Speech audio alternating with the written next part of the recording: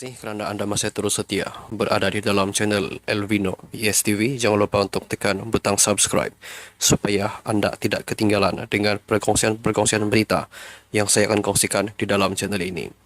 Untuk berita hari ini dipetik daripada Astro Hawani.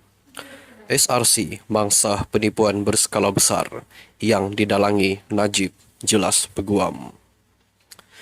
Mahkamah Tinggi hari ini diberitahu bahawa SRC Internasional Sendirian Berhad bukan berfungsi sebagai kenderaan bagi memacu pembangunan ekonomi untuk rakyat Malaysia. Sebaliknya, menjadi mangsa penipuan berskala besar yang didalangi oleh Datuk Seri Najib Razak.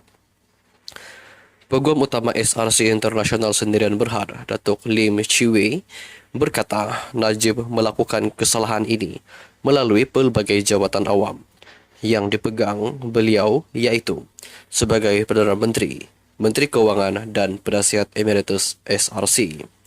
Najib sendiri pernah berkata SRC Internasional ditubuhkan dengan tujuan sebagai tonggak pembangunan ekonomi jangka panjang Malaysia yang mampan untuk rakyat. Bagaimanapun, SRC menjadi kenderaan yang dimanipulasi oleh Najib untuk mendapatkan pinjaman RM4 bilion ringgit daripada kumpulan wang persaraan diperbadankan KWAP untuk memperkayakan dirinya sebanyak 120 juta US dollar dan dalam proses itu telah menyebabkan kerugian kepada SRC serta pada akhirnya rakyat sebanyak 1.18 bilion US dollar. Kerugian itu semakin bertambah dan secara kebetulan KWAP terletak di bawah bidang kuasa Najib semasa beliau menjadi Menteri Kewangan, katanya ketika membacakan pernyataan pembukaan pada hari pertama pendengaran saman sivil SRC terhadap Najib di hadapan Hakim Datuk Ahmad Fairuz Zainul Abidin. Turut dinamakan sebagai defendant dalam saman itu ialah bekas Ketua Pegawai Eksekutif SRC Internasional Nik Faisal Arif Kamil.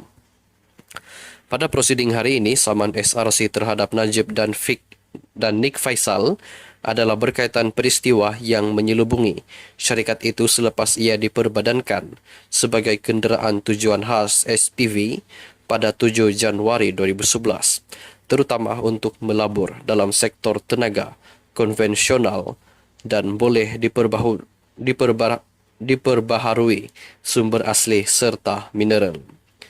Lim juga berhujah pihaknya akan membuktikan bahawa Najib telah menyalahgunakan kuasanya sebagai pegawai awam untuk pengetahuan penuh mengenai jenayah itu dan bersikap acuh tak acuh terhadap had kuasa beliau.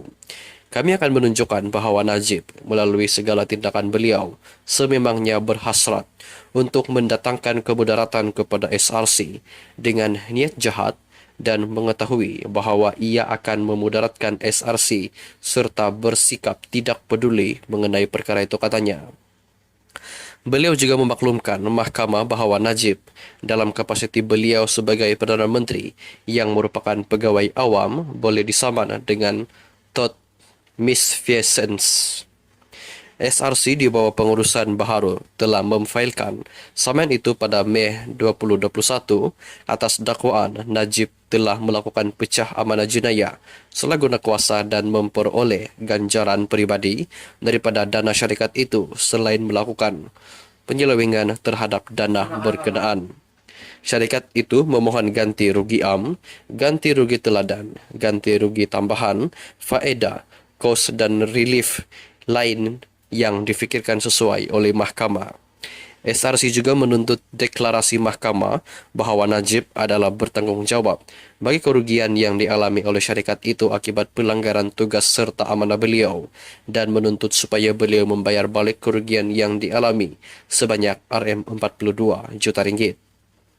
Najib yang kini menjalani hukuman di penjara Kajang sejak 20 Ogos 2022 selepas disabitkan bagi kesalahan menyeleweng RM42 juta ringgit dana SRC Internasional.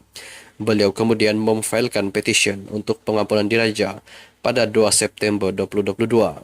Susulan keputusan pengampunan itu, hukuman penjara Najib telah dikurangkan daripada 12 tahun kepada 6 tahun, manakala denda pula dikurangkan daripada Rm210 juta ringgit kepada Rm50 juta ringgit. Sekian saja perkongsian berita untuk hari ini. Jangan lupa untuk tekan butang subscribe. Bye-bye.